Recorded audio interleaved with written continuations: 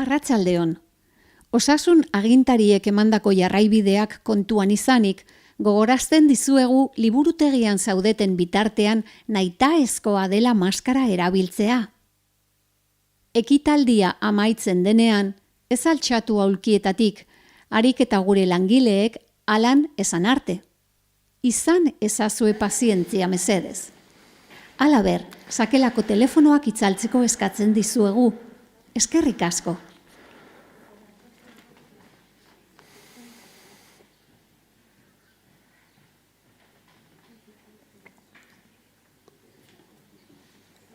¿Dago karteleaz?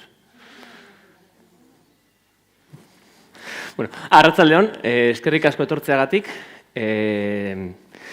Hemen, matematika eguneroko bizitzan saioko, 18. saioko 3. hitzaldira, euskeraz izango dena, Irantzu Barriok emango du. Lehenengo eta behin eskerrik asko Bidebarrietako liburutegiari hitzaldia prestatzeko aukera izateagatik, Resmeri, Bekami, UPVH-uri eta Radio Euskadiri. Eta esan didate Irantzu orkesteko, ze Irantzuk nirekin ikasi zuen. Irantzu eta biok matematikari gara, bai, Irantzu 2006an lizentziatu zen matematiketan, eta gero enpresa pribatura salto egin zuen, eta bertan urte batzuk eman zituen bai Euskaltelen eta Deloitten. Eta baita ere, Galdakaoko ospitalean estadistikak egiten, esan ditzen da exactamente? Esan ditzen da, esan duzu? Galdakaoko ikerketa unitatean, bai? Eta gero ja EHU-ra bueltatu zen tesia egiteko, eta ordutik bertan dago, ikerketa asko egin ditu, artikulu dexente idatzi ditu, doktoratu zen, eta gaur hitz egingo digu estatistikak mundua ulertzeko zertarako balio digun estatistikak. Eta besterik gabe, itzaleekin utziko dizuet. Bale?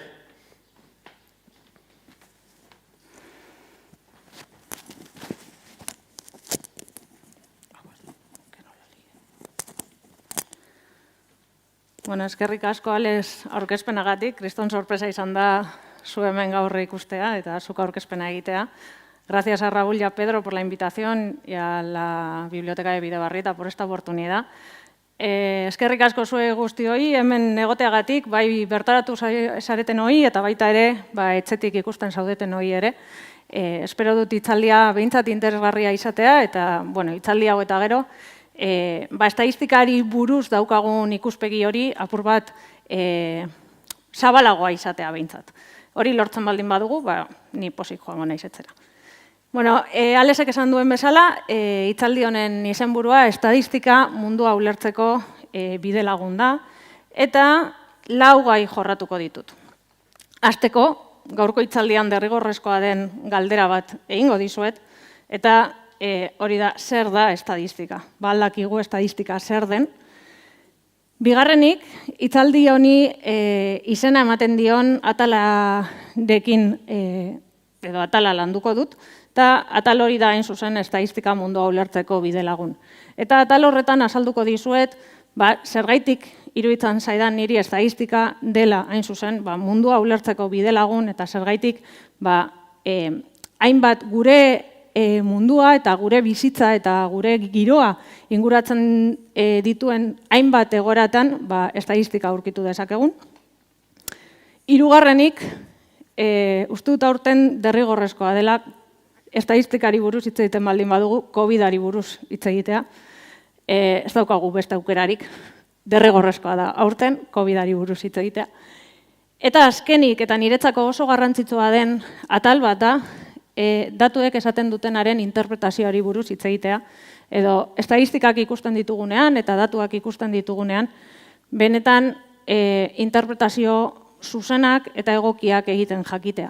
Oso garrantzitsua da hori niretzako, batez ere aurten hainbeste datu jaso ditugula eta hainbeste zenbaki ikusi ditugula berrietan, eta hainbeste grafiko eta hainbeste taula, horiek zuzentasunez interpretatzea eta irakurtzen jakitea oso garrantzitsua iruditzen zait. Orduan hasteko, esan dizuet galdera batekin hasiko ginela, eta zer da estadistika. Eta hemen, Nire erantzuna eman baino lehen zuen erantzunak jaso nahi ditut. Mesedez, eskaneatu QR kode hau, edo bestela aukera daukazue esteka bera interneten telefonoan klikatzeko, edo Raulek eta Pedrok banatu dizkizueten QR kodeak paperean eskaneatu ditzazkezue. Galdetegi txiki bat, oso txikia, oso laburra, aurkituko duzue bertan, bi galderekin. Lehenengo galderan, planteatzen dizuedana da, aukera hauetatik zeinekin lotzen duzue estatistika. 5 hitz agertzen dira bertan, eta nahi dituzuen guztiak aukeratu ditzazkezue. Bakar bat, 2, 4, 5, nahi dituzuenak. Bigarren galdera, hurrengoa da. Esaldi hauetatik zein uste duzu dela zuzena. Bakar bat dago zuzena dena. Aukera ezberdinak, A, estatistikak datuak tabulatzeko eta histogramak, grafikoak eta sektore eta barra diagramak egiteko, baino ez du balio. B, kalkuluak egitea besterik ez denez, estatistikariaren lana ordenagailu programa batekin egin dezakegu. C, hauteskunde inkestek utz egin zuten. Horrek erakusten du, estatistikak ez duela balio. D, estatistikak edozer gauza froga dezakenez, gezurra esateko erabil daiteke. Eta, azkenik, E, iragarpen estatistikoak zuzenak izan daitezen, oinarri dituzten datuak fidagarriak izan behar dira. Ondo jaso behar dira, eta datu horiek aztertzeko estatistika eredu egokia hautatu behar da. Itxarongo ditut segundu batzuk, imaginatzen dut galdera biak erantzun dituzuela ja. Bai? Bueno, guazen ikustera, zer erantzun duzue.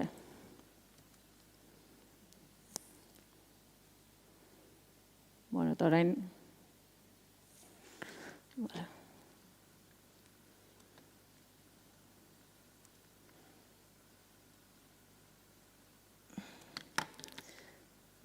Uste dut, nire ordenagailua ez duan ez erabiltzen. Sartu behar naizela kontuan, bestela ezin ditugu emaitzak ikusi.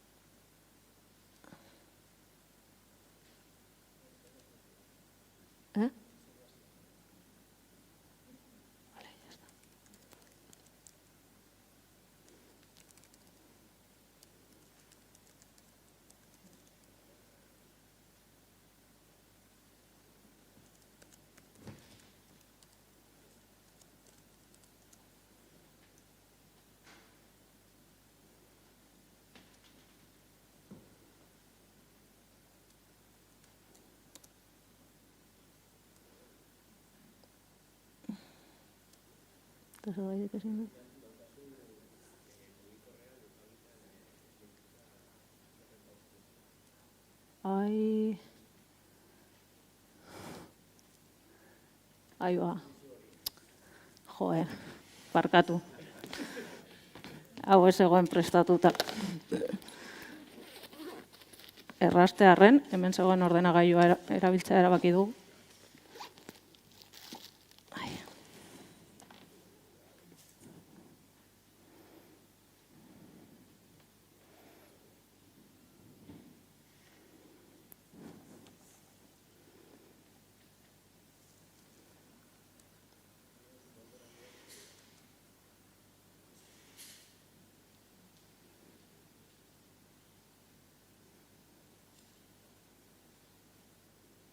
Ja, bale, eskerrik asko, Ales. Bale, bueno, 20 erantzun ditugu guztira.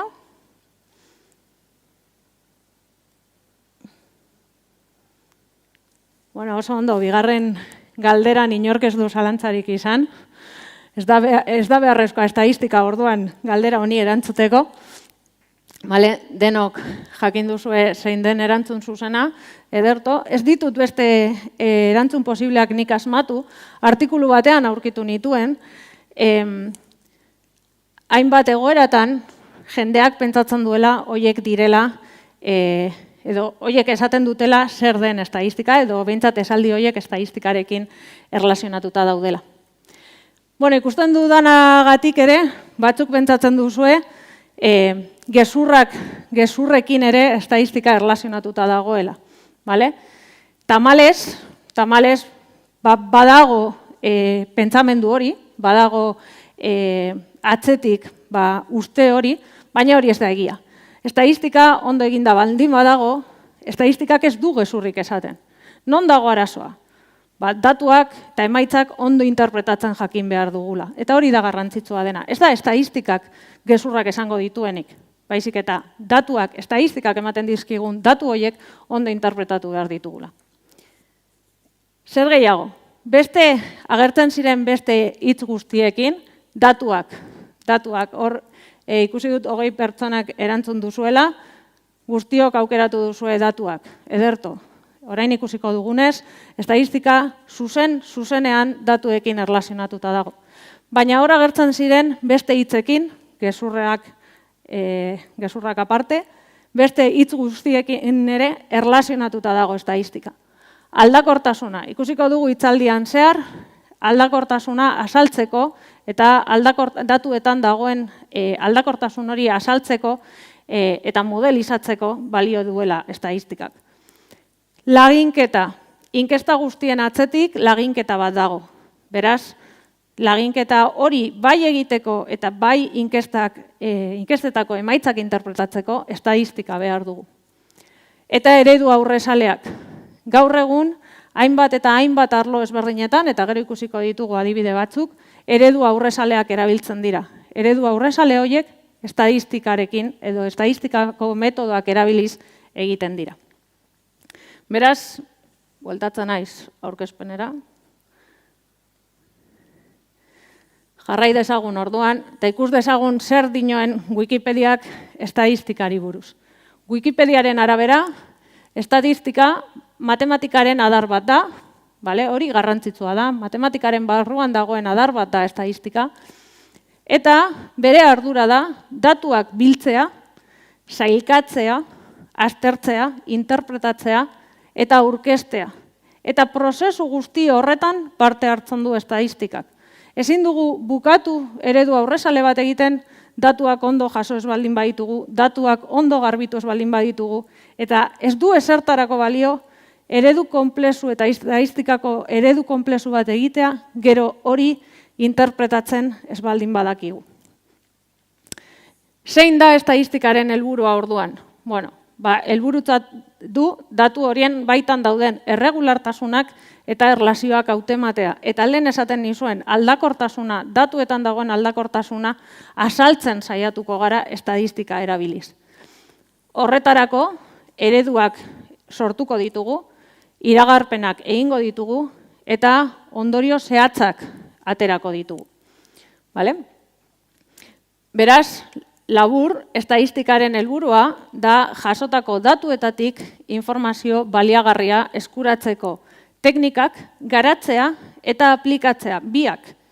Estadistikan ere metodoak garatzen ditugu eta metodo horiek gero aplikatu egiten ditugu. Badago jendea metodoak bakarrik garatzen dituena, badago jendea metodo horiek aplikatzen dituena eta badago jendea baita gauza biak egiten dituena. Orduan, goazen orain ikustera zergaitik nik pentsatzen dudan, eta espero gero zuek ere hor berdin pentsatzea, estadistika mundua ulertzeko bide lagun dela. 2013 urtea, estadistikaren nazioarteko urtea izan zen. Urte horretan, hainbat eta hainbat argitalpen agertu ziren estadistikaren aplikazioen inguruan.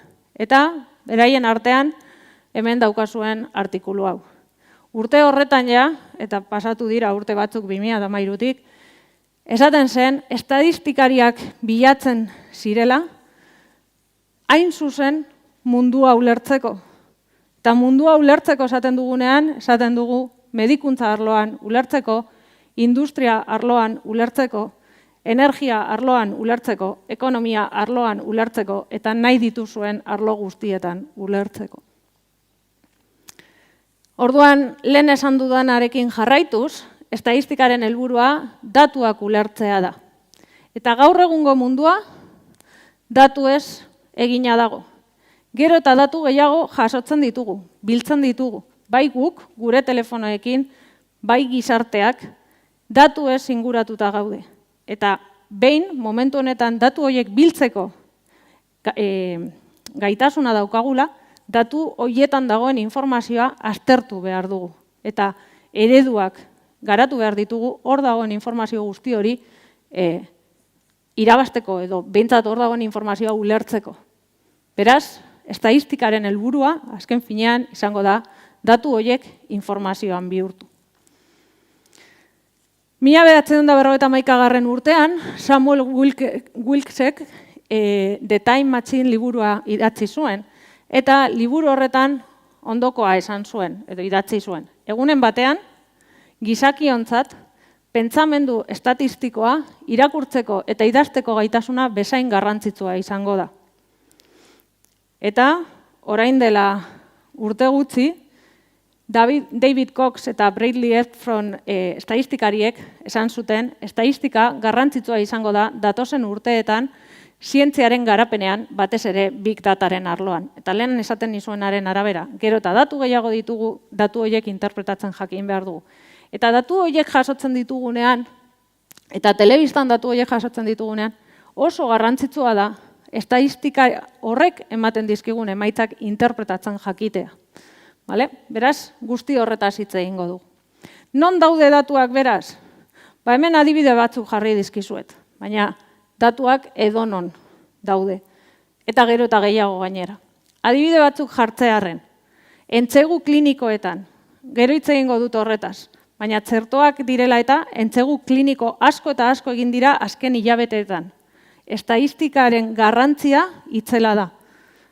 Estatistikak lagunduko digu jakiten ia entzegu klinikoa ona den, baliagarria den, ia txerto hori ona den edo ez den. Kirol taldeetan, hemen, Bidebarrietako liburutegian egon dira hitzaldiak horretaz. Kirolean, futbolean, estatistikak papel garrantzitsua dauka jakiteko zeintzuk diren kirolarien, futbolarien lesioetan eragina daukaten faktoreak edo aldagaiak ezagutzeko. Beste adibide bat, telebistako kontsumoa. Gaur egun Netflix, HBO eta horrelako sistema guzti horiek eskuragarri ditugu, eta ez da zorizkoa nik telebista pizten dudanean eta Netflixen sartzen naizenean programa bat edo serie bat edo pelikula bat edo bestea agertzea. Ez da zorizkoa. Horratzetik eredu estatistikoak daude, Netflixi esaten diotena honi mota honetako pelikulak gustatzen zaizkio edo mota honetako seriak gustatzen zaizkio. Airearen kalidadea neurtzeko. Bilbon, hainbat lekutan, badaude hor agertzen dira zelakoa den egun bakoitzean daukagun airearen kalidadea.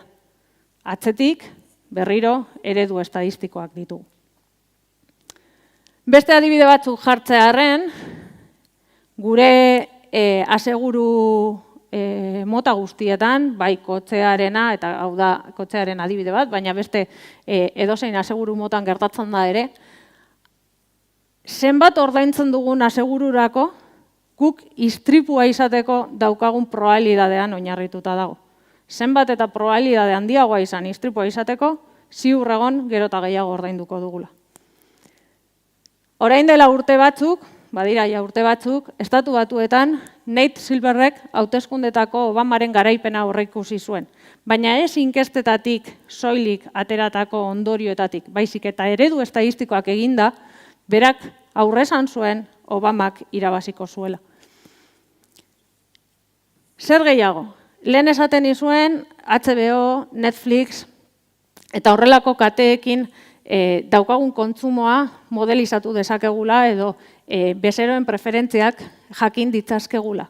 Eta horratzetik daukaguna segmentazioa da.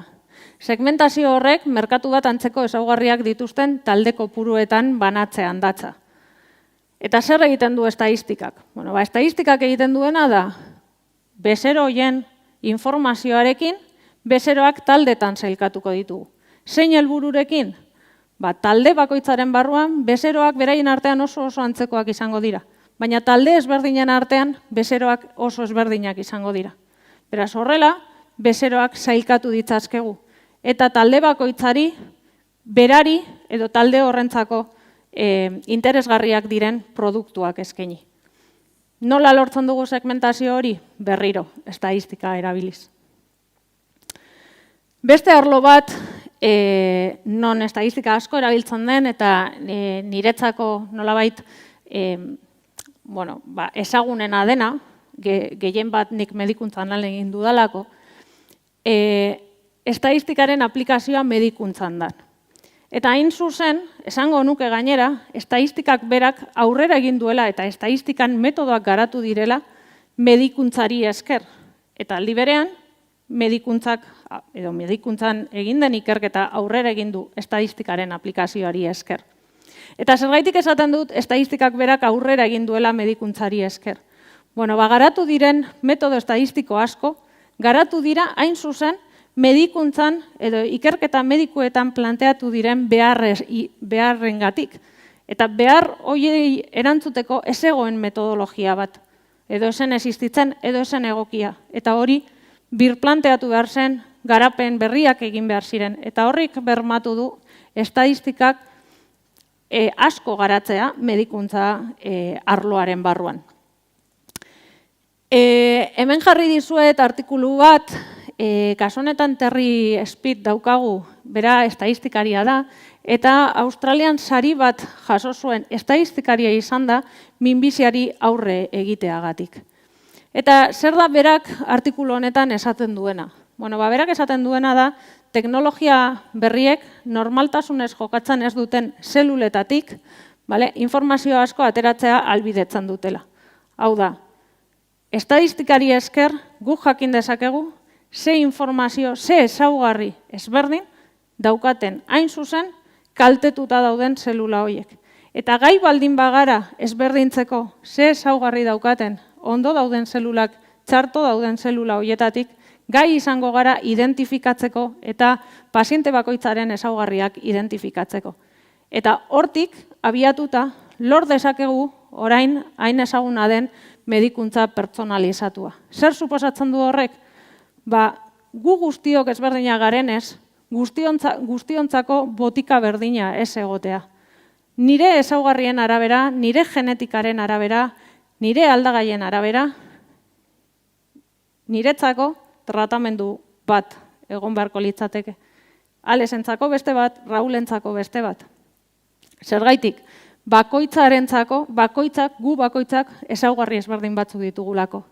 Eta eredu estatistikoek ahalbidetzen dute gure ezaugarrien arabera jakitea gutariko bakoitzak ze probabilidade ezberdin daukagun gaixotasun bat garatzeko, eboluzio txar bat izateko edo dena delako.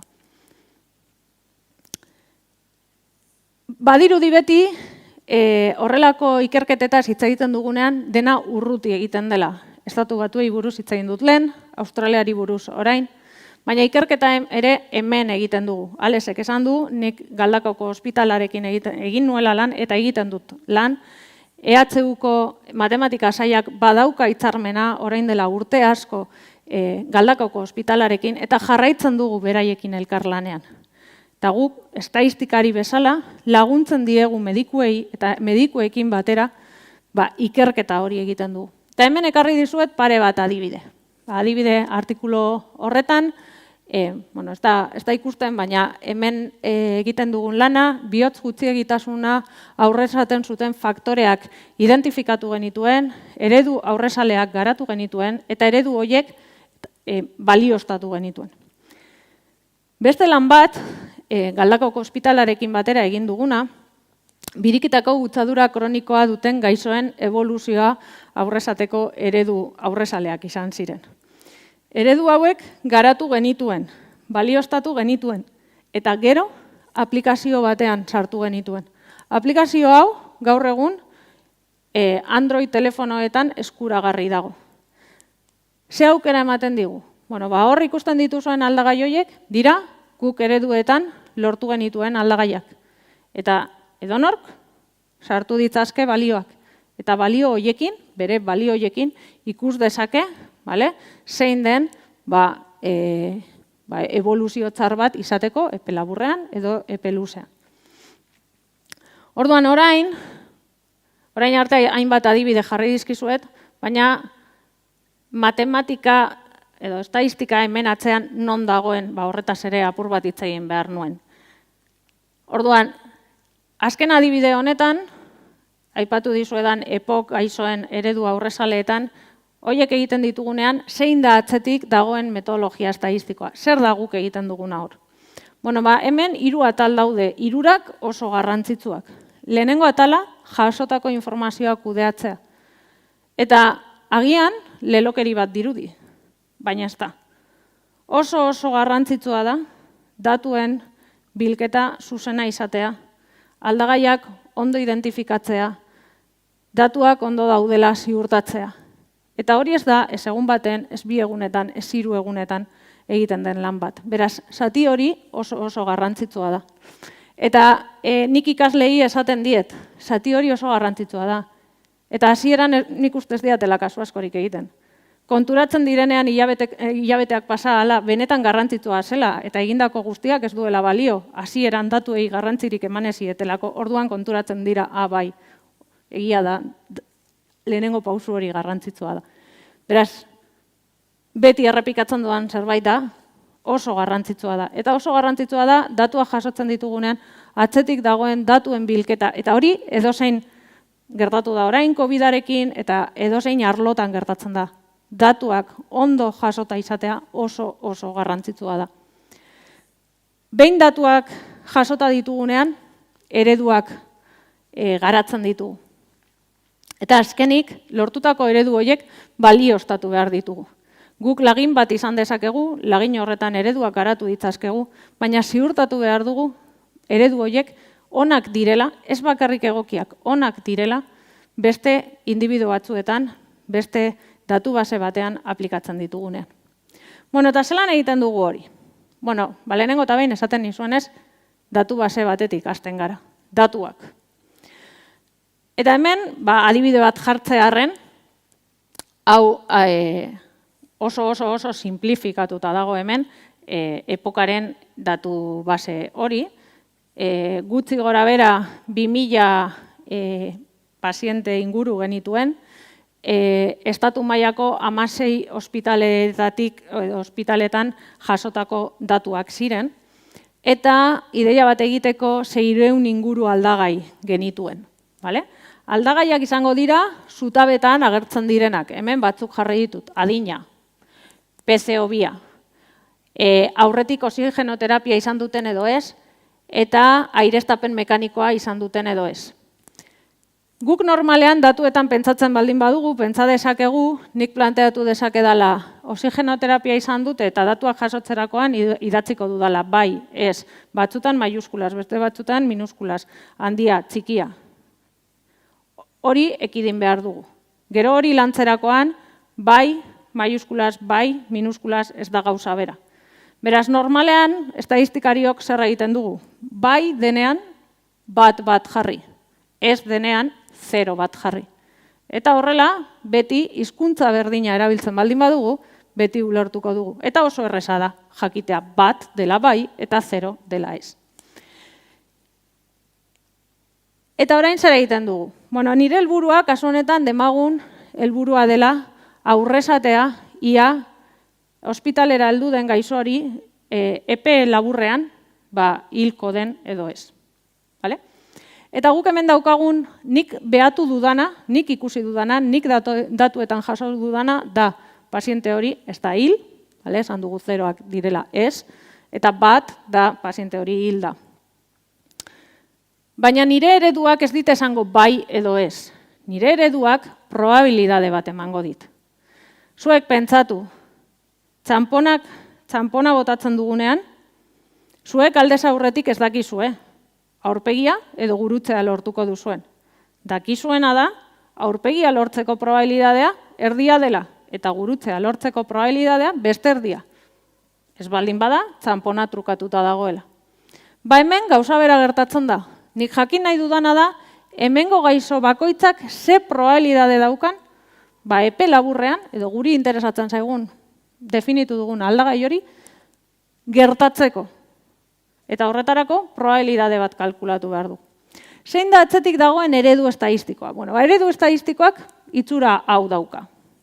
Logaritmo bat, hiltzeko probabilidadea, zati kontrako probabilidadea. Nik badakit, hiltzeko probabilidadea ezagutzen baldin badut, ezagutzen dudala zein den bizirik egoteko probabilidadea. Bien batura, beti bat izango delako. Bueno, jakin nahi dudana da zein den bien artean zatiketaren arrazoi horretan dagoen balioa. Eta balio horri logaritmo bat aplikatzen diot. Eta zergaitik logaritmo aplikatzen diot? Bueno, hau probabilidade bat da. Hau probabilidade bat da, hau probabilidade bat da. Baina nik nahi dudana da, ez da 0 eta 1 artean dauden zenbakiak lortu. Baizik eta minus infinitutik infinitura doazen balioak lortu. Eta horrela, ekuazio bat sortu. Eta ekuazio honek emango dizkit balioak joan daitezkenak minus handi, oso handia izan daiteken minus zenbaki batetik, plus oso handia izan daiteken beste zenbaki bateraino. Eta hemen nik zer sartu nahi dut? Sartu nahi ditut nire datu basean dauden aldagai guztiak, baina hori ezinezkoa da. Orduan, zer egin behar dut? Ikusi zeintzuk aldagaik esango didaten edo erlazio bat izango duten bi probabilidade hauen arteko zatiketa horrekin. Egongo dira aldagai batzuk ez dauketenak erlaziorik eta egongo dira beste aldagai batzuk badutena erlazioa. Noiz jakingo dut erlazio hori edo aldagai horrek baduela erlazioa. Zer gertatzen da, hemen daukadan beta hau 0 baldin bada. 0 baldin bada horrek esan nahi du adina ekuazio honetan egotea edo ez egotea gauza bera dela. Nire adinaren eragina beta hori 0 baldin bada, ereduan egotea adina aldagaia edo ez egotea gauza bera izango da. Non erabiltzen dugu estadistika? Bueno, lehendabizi, beta hauek estimatu behar ditugu, parametro batzuk dira, nik aldez aurretik ez ditudanak ezagutzen. Bigarrenik, jakin beharko dut, ia beta horiek 0-ren ezberdinak diren edo ez. Estadistikak esaten baldin badit 0-ren berdinak izan daitezkela, orduan aldagai hori eredutik kendu dezaket. Eta prozesu guzti horretan, aldagai guztien estadistikan deitzen diogu adierazgarritasuna aztertu egingo dugu. Ikusiko dugu, ia benetan aldagai horiek eragina daukaten hemen planteatu dugun zatiketa horretan. Eta azkenean, geratuko gara, benetan eragina daukaten aldagai horiekin. Eta sortuko dugu gure eredua. Bueno, ekuazio horretatik, modu erraz batean, askatu dezakegu, hain zuzen guri interesatzen zaigun probabilidadea. Eta probabilidade hori gehitu dezakegu gure hasierako datu basean. Zer suposatzen du horrek? Nik badakidala, individu honek bere ezaugarrien arabera probabilidade bat daukala. Bigarren honek bere ezaugarriak ezberdinak direnez, adina, PCO2, eta beste aldagaiak ezberdinak direnez, beste probabilidade bat izango du. Guztira, nire datu basean daukadan individu bakoitzarentzako probabilidade ezberdin bat izango dut. Eta horrela, jakingo dut individu bakoitzak bere ezaugarrien arabera ze probabilidade daukan hiltzeko edo eboluzio txar bat izateko. Baina, klaro, pentsa dezakezue, baina igual ez da nahikoa, ez? Niri demaguni naizela ospital bateko gerentea eta heldu dira azken astean 100 gaixo, eta benetan nik jakin nahi dut, zeintzuk geratuko diren ingresatuta. Demagun nire erantzun aldagaia, ez dela hiltzea, dela ingresatuta geratzea. Nik jakin nahi dut zenbat erreserbatu behar ditudan. Ez da nahikoa probabilidadearekin. Nik probabilidade hori sailkatu beharko dut. Ingresatuta geratuko da, edo ez da geratuko. Zer egin dezaket? Bueno, pentsa dezakegu 0,5eko probabilidade aukeratu dezakegula, ez? Eta probabilidadea 0,5 baino handiagoa baldin bada, orduan esango dut, hau geratuko da. Eta 0,5 baino txikiagoa baldin bada, orduan esango dut, hau ez da geratuko ingresatuta. Ez da hori egin behar dugula. Zer gertatzen da? Segun eta zein mosketa puntu edo ze balio aukeratzen dudan probabilidade horiek sailkatzeko ingresatuko den edo ez den ingresatuta geratuko den edo ez erabakitzeko, hemen daukagun taula hau aldatu egingo da. Eta zer da taula honetan ikusten duguna? Nik hemen daukat behatu dudana, nire datu basean ikusi dudana. Ez da ingresatuta geratuko, ingresatuta geratuko da. Baina orain probabilidadeak ditut. Eta probabilidade horiek esan dut, adibidez, 0,5eko balio aukeratzen baldin badut, probabilidade hori 0,5 baino handiagoa baldin bada, bat bezala sailkatuko dut. Eta bestela 0 bezala. Hori da, hemen agertzen zaidan zati hau, estimatutakoa deitu dio dana. Eta orduan, taula honetako A, B, C eta D balioak aldatu egingo dira. Zer nahi dugu? Zer nahi dugun argi dago. Nik nahi dut A gehi B izatea haren berdina. Hau da, B 0 izatea. Eta nik nahi dut C 0 izatea baita ere. Hau da, nik ingresatu direla behatu ditudan guzti horientzako, nahi dut estimatu benetan ingresatuta geratuko direla. Eta ingresatu ez direnentzako, nahi dut nire ereduak esatea ez direla ingresatuta geratuko. Bueno, hori ez da gertatuko. Errore bat izango dugu beti. Zer nahi dugu? Errore hori minimoa izatea. Hau da, B eta D horietan daukagun diferentzia, ahalik eta txikiena izatea. Baina zer gertatzen da, lehen esan dizuedanaren arabera, segun eta ze balio aukeratzen dugun hor, taula honetako balioak aldatu egingo dira. Bueno, hortik bi kontzeptu agertzen zaizkigu. Eta kontzeptu hauek seguru nago aurten entzun dituzuela. Sentikortasuna eta espezifikotasuna. Zer da hoietariko bakoitza? Sentikortasuna esaten diguna da, nik benetan hil direla behatu ditudan hoietatik, C gehi D guzti hoietatik, zenbat estimatzen ditudan hilko direla bezala. Eta zer da espezifikotasuna? Nik behatu ditudan A gehi B guzti hoietatik direla, nire datu basean behatu ditudanak ez direla hil, zenbat estimatzen ditudan hil ez direla bezala. Baina esan dugu, balio hauek aldatu egingo dira, segun eta nire mosketa puntua zein den. Eta hortik lortzen dugu guk deitzen dugun ROC kurba. ROC kurba hau aldatu egingo da eta balio hemen dituzuen puntutxo guzti hauek dira hauetariko tita bakoitzarentzako lortzen ditugun sentikortasun eta espezifikotasunarentzako bikoteak. Nik zer nahi dut? Esan dut lehen, nik nahi dut B 0 izatea eta C 0 izatea. Hori noiz gertatuko litzateke? Nire puntu hau hemen egongo balitz. Nire sentikortasuna 100%koa baldin bada, nire espezifikotasuna 100%koa baldin bada. Kurba onarte joango balitz. Praktikan hori ez da gertatuko. Baina zer egingo dugu? Bilatu azalerarik handiena ematen didan kurba. Eta laranjaz markatu dudan kurba honetatik gehien urruntzan den kurba. Zergaitik? Zer da laranjaz daukadan kurba hori?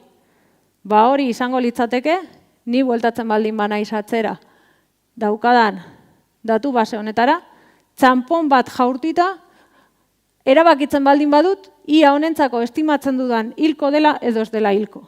Hori txanpon batekin egiten baldin badut, lortuko dut, hain zuzen, kurba hau. Eta hori da ez duguna nahi. Beraz, nahi duguna da, kurbarik ahalik eta handiena izatea. Eta hori da funtzean egiten duguna. Prozesu guzti hori, aukeratu zeintzuk diren kurbarik onena ematen diguten aldagaiak, eta gero ikusi ia eredu horiek beste individu batzuetan aplikatzen ditugunean egokiak diren. Lehen esaten nizuen ziurrenik entzun dituzuela sentikortasuna, espezifikotasunaren kontzeptuak. Non entzun dituzue? PCR-ari buruz hitz egiten hasi zirenean, antigenoi buruz hitz egiten hasi zirenean, proba horiek zeukaten sentikortasuna eta espezifikotasuna esaten ziguten. Eta gero hitz egingo dut horretaz, baina niretzako oso garrantzitsua zen momentu horretan jendeari azaltzea zertaz hitz egiten ari ginen sentikortasunari buruz hitz egiten dugunean, PCR-ak daukan sentikortasuna, zer den PCR-ak daukan espezifikotasuna. Eta azken finean hemen daukaguna da. Benetan, birusa zeukaten guzti horietatik zenbatetan estimatzen nuen birusa zeukatela. Zenbatetan PCR-ak ematen zidan positibo bezala, benetan positibo ziren hoien artean. Zer gertatzen da C eta B direnean, ez direnean 0? C hauetan ditudanak zer dira? Faltzu negatiboak. PCR-ak esaten dit ez daukala birusa eta benetan badauka birusa. Beraz, oso garrantzitsua da proportzio hauek txikiak izatea, eta zenbat eta txikiagoak izan, testa hobea izango da. Baina jakiteko zertaz hitz egiten ari garen, garrantzitsua da bi kontzeptu horiek ulertzea. Eta, orain COVID-ari buruz hitz egin dudala, goazen orduan COVID-ari buruz gehiago hitz egitera. COVID-a eta estadistika guztiz lotuta egon dira, eta atzo esaten nuen bezala, estadistikak ez du egingo COVID-ari aurre egitea. Ez dugu hilko birusa estadistikarekin, ez. Baina, estadistikak lagunduko du pandemia kudeatzen, lagunduko du egoera ulertzen, lagunduko du zeintzuk faktore dauden atzetik ulertzen. Eta guzti hori ulertzen baldin badugu, gure jarrera askoz hobea izango da, informazio hobea izango dugu. Medikuek erabaki hobeak hartu ahal izango dituzte eta kudeatzaileek ere erabaki hobeak hartu ahalko dituzte. Eta horren adibide da aurten mintegi hau urrian izan zen, Eustat erakundeak mintegi bat antolatu zuen eredu pandemia edo epidemiak modelizatzeko eredu estadistikoen inguruan. Mintegi honetan parte hartu zuten EHUko irakasle batek, Bekameko bi ikertzaileek eta atzerriko ikertzaile batek. Eta mintegi horretan, hainbat eredu eta egoera ezberdin aurkeztu zizkiguten, eta hoien artean, hau da, mintegi horretatik atera dudan irudi bat, eta hemen ikusten dena da, marra beltza da datuak beraiek behatuta zegoena. Eta hau metatutako ingresuak dira kasu honetan. Eta zer da marra urdina? Marra urdina da ereduarekin lortzen zutena. Baina puntu honetara arte zituzten datuak. Puntu honetako datuak erabilita doitzen zuten eredua. Eta gero hau zen aurre ikusten zutena. Eta ikusten duzuenez, hemen dago azalera bat, urdinez markatuta dagoena, denbora aurrera joan ahala gero eta zabalagoa dela. Zer da horrek adierazten duena? Bueno, horrek adierazten duena da, estimazio horiek daukaten sakabanapena. Eta horretaz hitz egitea ere oso garrantzitsua da. Ze nire estimazioa hemen dago, baina azalera honek esan nahi duena da, estimazio hau hemen egon arren, balioak hemen egon daitezkela. Edo hemen, edo hemen, edo hemen. Eta ikusten dugu gero eta zabalagoa dela. Horrek zer esan nahi du? Fidagarriagoak direla, epe laburrean egiten ditugun aurre ikuspenak, epe luzera egiten ditugun aurre ikuspenak baino. Guzti honen atzetik dauden ereduak, zeir ereduak dira, ziur nago horretaz asko entzun duzuela azken hilabeteetan, nik ez dut horretaz hitz egingo, baina Valentziako Unibertsitateko lankide bat daukat, blog oso interesgarri bat daukana, eta horren inguruan eta zeir ereduei buruz gehiago irakurri nahi baldin baduzue, nik ez dut berak baino hobeto azalduko, beraz gomendatzen dizuet beraien bloga irakurtzea. Zer gehiago ikusi dugu COVID-aren garai honetan? Bueno, grafiko pilo ikusi ditugu. Grafiko asko, datu asko, grafiko oso ezberdinak gainera. Eta hasieran esaten nuen, oso garrantzitsua da, momentu bakoitzan ikusten duguna zer adierazten duen jakitea.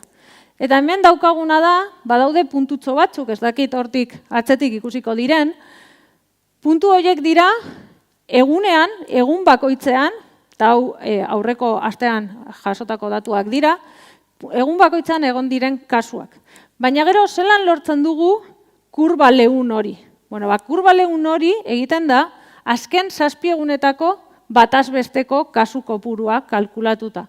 Eta argi izan behar duguna da, ez dela berdina, azken 7 egunetako kasuen bataz bestekoa egitea, azken 2 egunetako kasuen bataz bestekoa egitea, edo azken hilabeteko kasuen bataz bestekoa egitea. Beraz, agian esaten digute gauza berdinari buruz hitz egiten ari garela, eta egoera baten ari gara 7 egunetako bataz bestekoa kalkulatzen, beste egoera baten 14 eguneko bataz bestekoa kalkulatzen. Beraz, garrantzitsua izan behar da, momentu oro grafiko bat ikusten dugunean, bertan ze informazio daukagun jakitea. Zer gehiago, zer esan aldigu estatistikak txertoen segurtasunaren inguruan, eta hau puntan dagoen gai bat da azken egunotan, eta asko hitz egiten ari da honetaz. Alarma joan den martxoan piztu zen. AstraZenecaren txertoarekin, berarekin lotuta zeuden odol trombosi batzuekin. Eta normala da, jendeak zalantzak izatea, bildurra izatea, baina non daude zenbakiak. Nik entzun egiten nuen kopurua, zenbat kasu egon diren, baina zenbatetik, zenbat jenderi eman zaio AstraZenecaren txertoa dagoeneko. Bueno, non dago kasu honetan estatistika? Zertarako lagundu aldigu estatistikak? Alde batetik, arriskua ulertzeko, arrisku horren balioak ulertzeko. Zer esan nahi dute? Nola interpretatu ditzazkegu? Eta beste alde batetik, botikaren prozesua, baliostatzeko prozesuan parte hartzen du estatistikak. Bi lekuetan, bai arriskua ulertzeko eta baita ere, lehen esaten nizuen bezala, prozesua bera baliostatzeko. Botika bat merkaturatzen denean, bigarren mailako ondorioak bi modu ezberdinetara sailkatzen dira. Bigarren mailako ondorio arraroak edo oso arraroak. Esango dugu, edo esaten dute definituta dago, bigarren mailako ondorioa arraroa izango dela, baldin eta 1000 pertsonetatik bakar batek jasaten baldin badu. 1000 pertsonetik batek. Oso arraroa, 10.000 pertsonetik batek. Orokorrean, edozein botika aztertzen denean, zeintzuk dira AstraZenecarekin ditugun zenbakiak? 100.000 pertsonetik ez da iristen batera. Zehazki, arriskua, eta datu hauek dira apirilaren 4koak, 34 milioitik 222 kasu egon dira. Zer gertatzen da? Bakarrik esaten badigute 222 kasu egon direla, bai, noski, 222 asko dirudi. Baina, eske zenbat pertsona daukate txertoa dagoeneko. Eta hau da, ez da iristen. Proportzioa kalkulatzen baldin badugu 0,75. Eta esan dugu, edozein medikamentu, sailkatuta egongo da, bigarren mailako ondorio bat oso arraro bezala, 10.000 pertsonatik bakar batek jasaten baldin badu. Beste arrisku batzuekin konparatzearren, trafiko istripu batean hiltzeko arriskua, 100.000 biztanletatik 5 izango litzateke. Berriro ere, AstraZenecarekin odol trombosi horiek izatea, baino arriskutsuagoa da. Eta norbaitek pentsatzen du goizean lanera goazenean aikotzea ez dut hartuko. Zer arriskutsua da? Ez, hartzen dugu. Garuneko sinu benosoen trombosia jasateko arriskoa populazio orokorrean 100.000 biztanleko batekoa da. Kasu horiek gertatzen dira, txertorik gabe. Are gehiago, eta hau oso garrantzitsua da.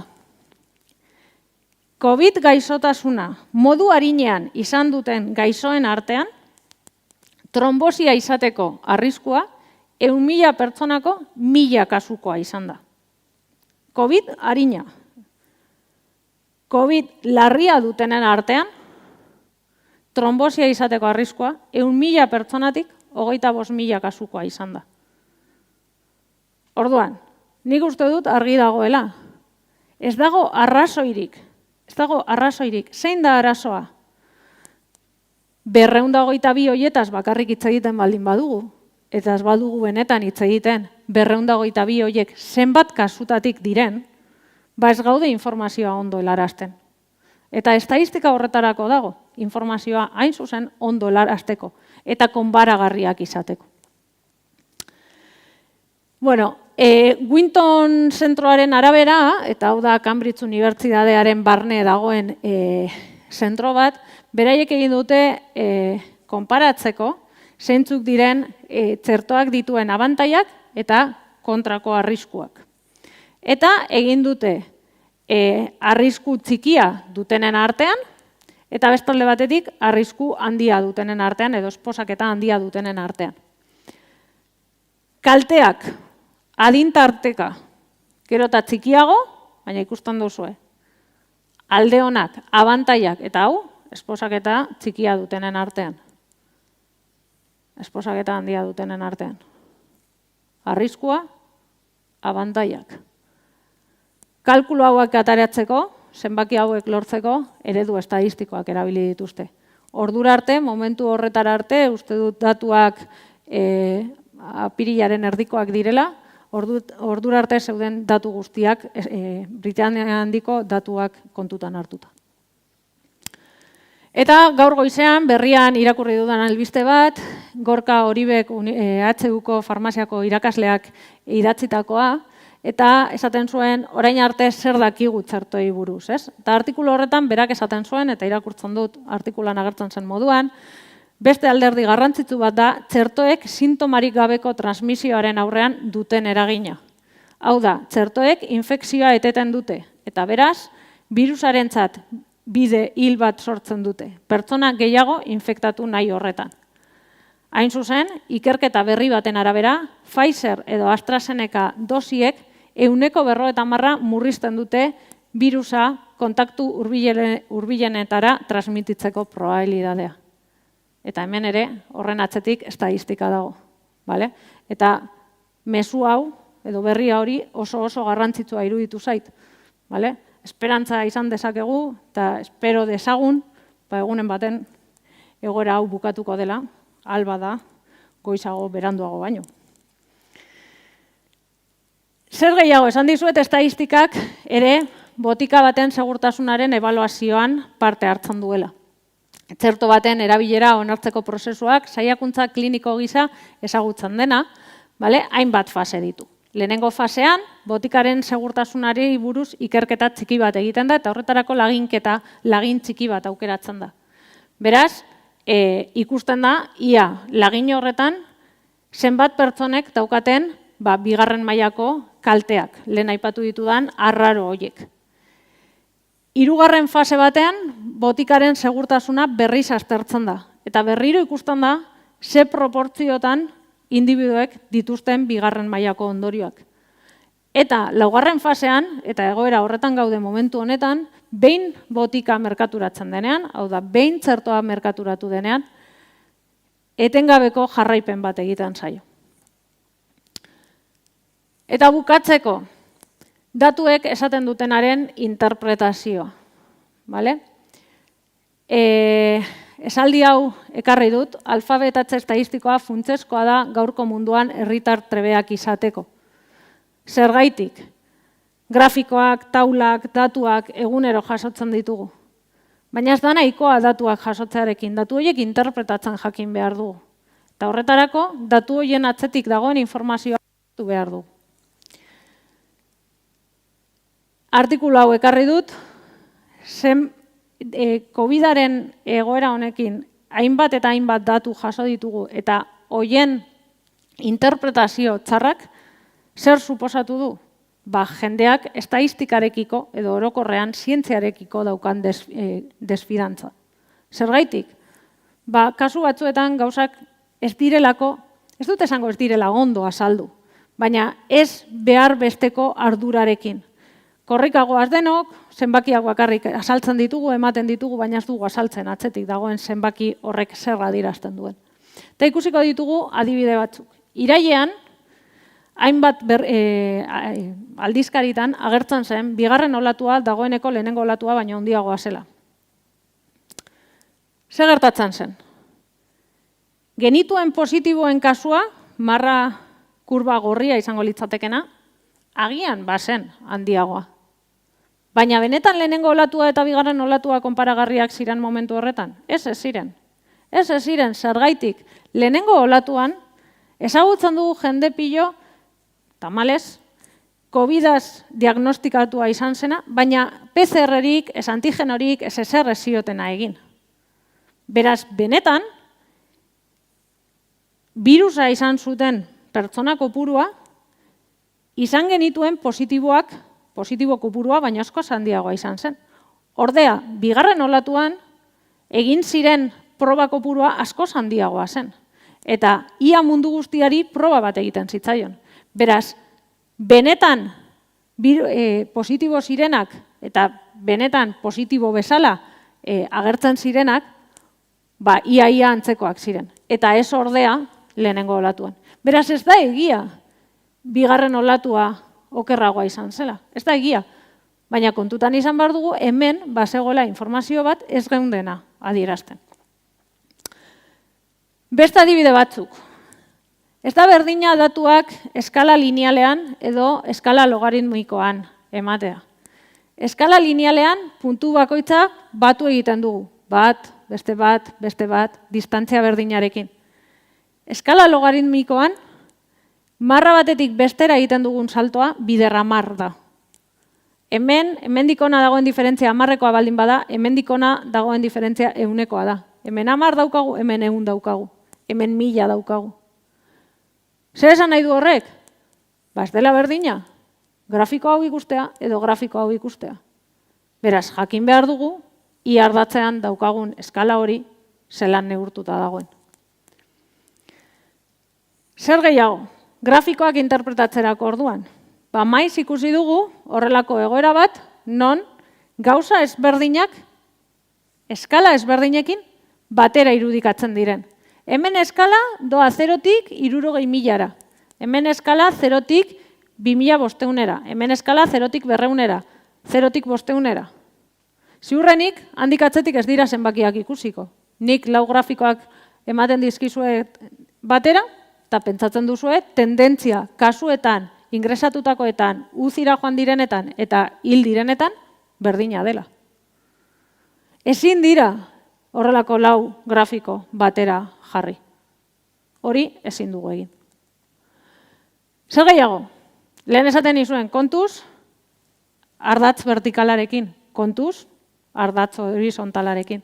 Grafiko honetan, eta hau da grafiko originala, isa ardatzan dauden datak ez daude ordenatuta. Ez dakit, nork egin zuen, eta nahi izan zuen modura adierazi zituen. Zer dirudi?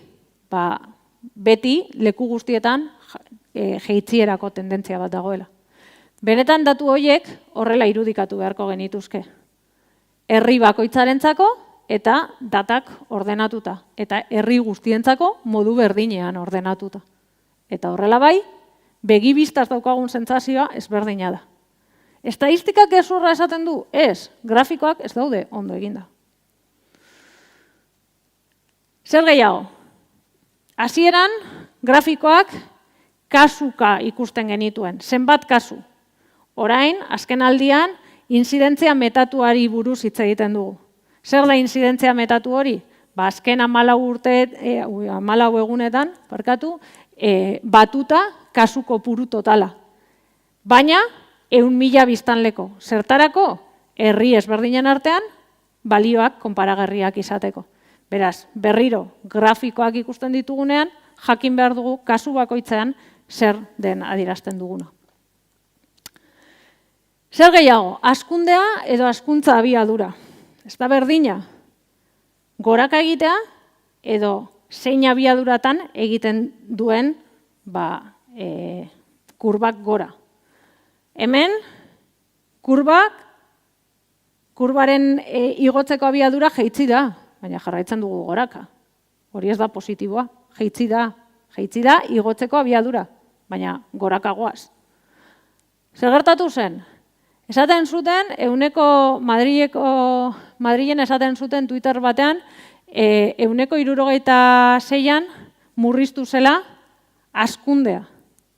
Eta albiste batean, ingresatuta zeudenak, 166an jeitzi zela. Ez da berdina. Eta kontuz, ze gainera ez da berdina ingresatutakoen inzidentzia, hau da, zenbat ingreso berri izan ditugun, eta ez da berdina, zenbat pertsona dauden ingresatuta.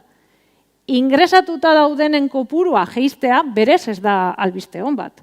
Ze ingresatuta daudenen kopurua jeitzi daiteke ingresatuta zeuden pertsona asko hil direlako. Beraz, hori bera bakarrik ez da ona. Ona dena da inzidentzia jeistea. Baina inzidentzia jeisteak ez du esan nahi jarraitzen dugula gorakako kurba batean. Beraz, horrelako mezuak helarazterakoan garrantzitsua da zuzentasunez datu horiek ematea. Eta antzera beste grafiko honekin, segun eta irudia zelan ikusten dugun, hemen aipatzen duten jeitziera hori, grafiko honetan da gauzatxo txiki hori. Gauzatxo txiki hori guzti hau, tendentzia guzti hau ikusita, oraindik asko daukagu jeisteko, ez?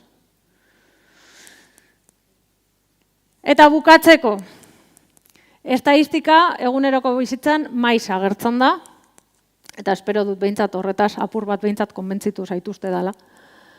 Estatistika deskribatzaietik hasita eta eredu estatistiko konplexuekin jarraituz. Estatistikak mundua ulertzen laguntzen digu. Baina, horretarako ezinbestekoa da. Datuen kalidadea bermatuta izatea. Eta hasieran esaten nuen oso garrantzitsua da datuak onak izatea. Datuak ez badira onak, egingo ditugun eredu guztiak ez dira onak izango. Eta lortuko ditugun ondorioak ez dira zuzenak izango. Metodo egokiak aukeratzea. Metodo guztiek ez dute gauza guztietarako balio. Kasu bakoitzean jakin behar dugu zein den aukeratu behar dugun metodoa. Eta azkenik, eta oso garrantzitsua, interpretazioa egokia egitea. Bestela, helarazten dugun mezua ez da zuzena izango.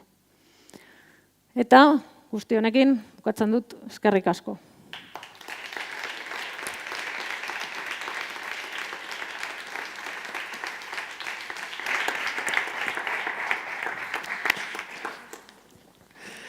Eskerrik asko Jantzu, hitzaldi oso interesgarria, benetan, zure etxean bizitzea elitzadek gustatuko.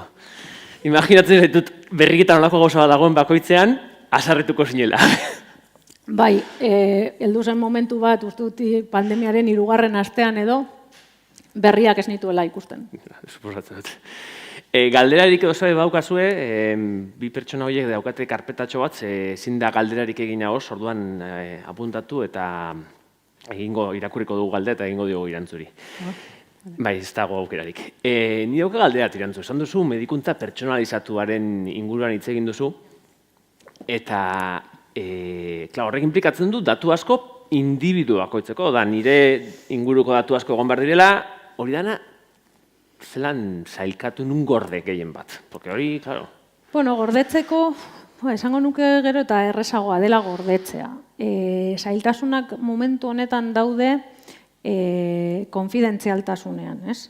Eta egia da horrelako ikerketak egiten direnean, pazientei galdetzen zaiela. Lehen da bizi, ia ikerketa horretan parte hartu nahi duten, eta gero, ematen zaie horri bat sinatzeko, datu horiek bakarrik ikerketarako erabiliko direla, eta sinatu behar dute. Beraien baimena behar dugu. Gero datu horiek garbiketa egiten denean guk ez dugu ezagutzen, ez daukagu pazientearen daturik. Guretzako da, 1, 2, 3, lehenengo individua, 2., 3. ez daukagu ez izena bizenik, ez dago daturik, eta gero datu horiek noski ezin dira atera. Bale. Norbait galderarik, beste zebait? Ezer? Irantzu, eskerrik asko hitzaldiagatik, oso interesgarria. Nire partitik behintzat estatistikaz beste ikuspuntuatik ikusten dut berriz, karrera eta gero. Eta eskerrik asko tortzeagatik besteoi, eta datorren astean elkar ikusteko aukera izango dugu beste hitzaldi batean. Eskerrik asko.